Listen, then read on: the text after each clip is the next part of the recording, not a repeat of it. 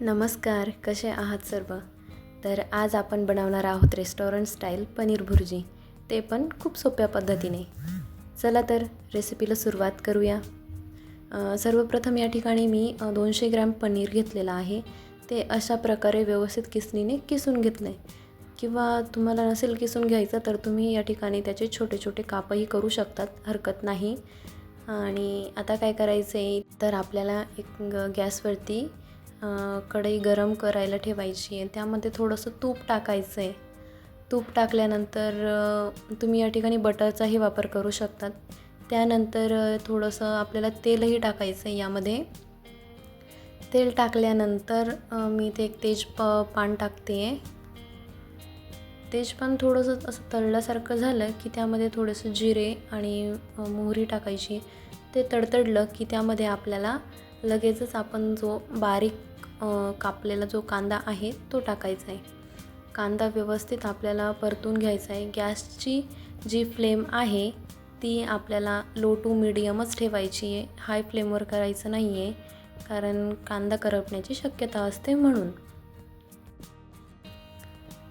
कांदा तुम्हाला व्यवस्थित परतवत राहायचा आहे, जेणेकरून आपला जो कांदा आहे तो एकसारखा परतला जावा, त्यासाठी आपल्याला असं करायचं आहे.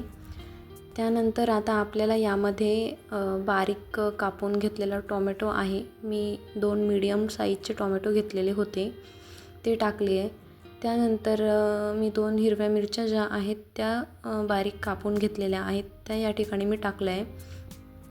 आणि आता व्यवस्थित आपल्याला परतवून घ्यायचं आहे. टोमॅटो आणि कांदा सगळं एकजीव करून घ्यायचं आहे. गॅसची फ्लेम लोच ठेवायची आहे. त्यानंतर यामध्ये आपल्याला अद्रक लसूणची पेस्ट होती घेतलेली, आपण ती टाकायची आहे. आणि पुन्हा एकदा व्यवस्थित आपल्याला परतून घ्यायचं आहे. गॅसची फ्लेम मीडियम टू लोच ठेवायची, हाय फ्लेमवर नाही करायचं आहे. आणि त्यानंतर आपल्याला अर्धा चमचा मी हळद टाकली आहे. त्यानंतर इथे काश्मीरी लाल मिरचीचा वापर मी केला आहे. त्यानंतर धने पावडर टाकायची आहे. धने पावडर टाकल्यानंतर या ठिकाणी मी गरम मसाला टाकते.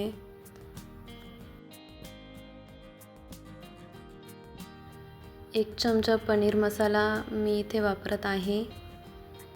आणि आता आपल्याला व्यवस्थित परतवून घ्यायचं आहे. सगळे मसाले आपले व्यवस्थित परतले गेले पाहिजे, याची काळजी घ्यायची आहे.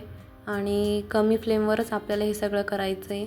त्यानंतर थोडीशी मी कोथिंबीर बारीक कापलेली वापरत आहे. आणि पुन्हा एकदा आपल्याला सर्व मसाले आणि आपण वरतून जी कोथिंबीर टाकली होती ती व्यवस्थित एकजीव करून घ्यायची आहे. त्यानंतर इथे मी थोडंसं गरम पाणी टाकत आहे. तुम्हाला जेवढं हवं तेवढं तुम्ही इथे गरम पाण्याचा वापर करू शकतात. तुम्हाला तुमची पनीर भुर्जी किती कोरडी हवी आहे किंवा किती पातळ हवी आहे त्यानुसार तुम्ही इथे पाण्याचा वापर करायचा आहे. पनीर भुर्जी थोडीशी ओलीत छान वाटते, आणि ओली जर असेल तर त्याबरोबर आपल्याला दुसरं काही भाजी करण्याचं काही काम येत नाही. आणि आपण जे पनीर किसून घेतलेलं होतं ते त्यानंतर इथे आपल्याला टाकून द्यायचं आहे त्यामध्ये.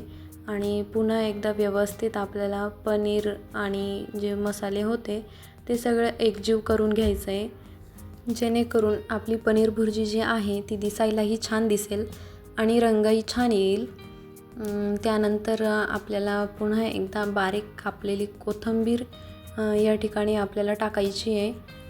त्यानंतर काय करायचं आहे, यामध्ये आपल्याला कसुरी मेथी जी आहे ती अशा प्रकारे करून टाकायची आहे. आणि पुन्हा एकदा आपल्याला परतवून घ्यायचं आहे.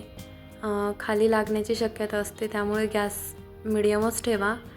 आणि तयार झाली आपली रेस्टॉरंट स्टाईल पनीर भुर्जी.